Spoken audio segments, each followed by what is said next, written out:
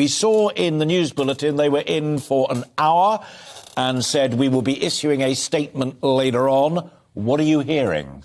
What I'm hearing is that it was a good-natured meeting, but the Office of Budget Responsibility clearly has concerns. If it didn't have concerns, it wouldn't have let it be known that they were ready to provide forecasts.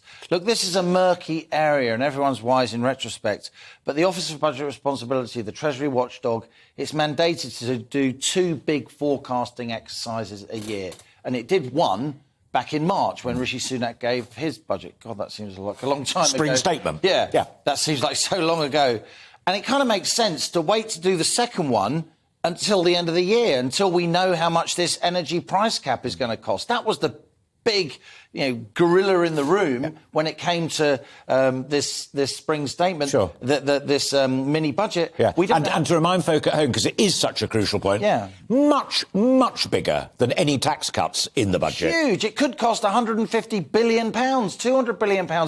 Alastair, it could cost nothing. We don't know, because delivering the price cap, delivering gas and electricity derived from gas at a certain price that you guarantee, which the government has done, when the wholesale price of gas can go anywhere, it depends where the wholesale price of gas is.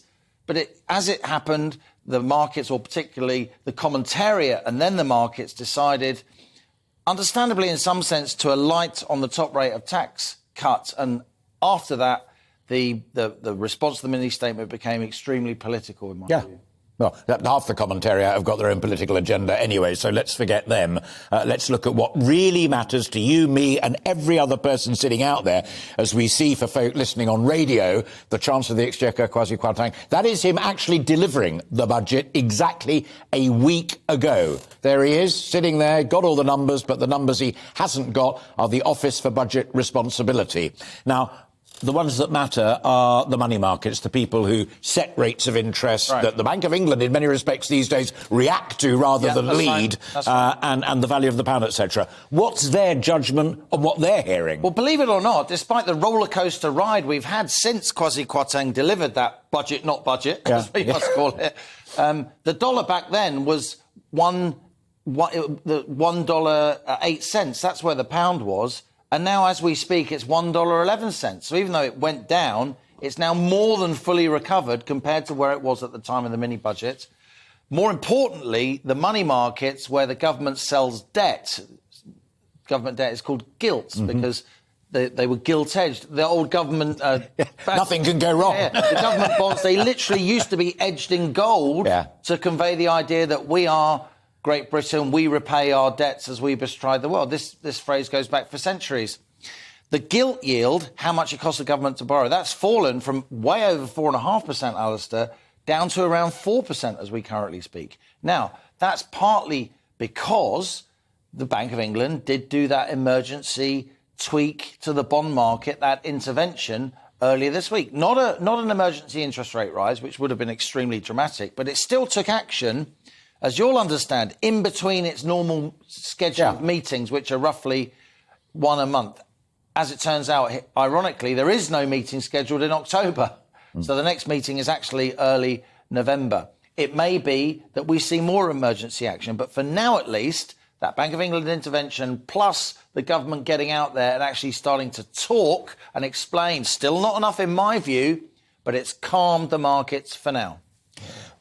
One of the other things that folk are genuinely concerned about, I mean, they are genuinely concerned about the exchange rate, although they may not immediately know why, but because it impacts on the price of oil and so many other raw materials. And it's a national virility symbol. Well, there is a bit, but it does directly impact on their lives. For an awful lot of people out there, the interest rate, as far as mortgages are concerned, is of immediate concern. Either youngsters trying to buy for the first time, or the likes of you or me remortgaging later on in the life of it.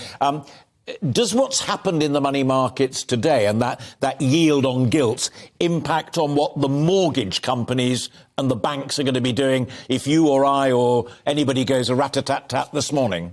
Absolutely, absolutely. That is where the mortgage companies, be they banks or building societies, that's where they get their rates from.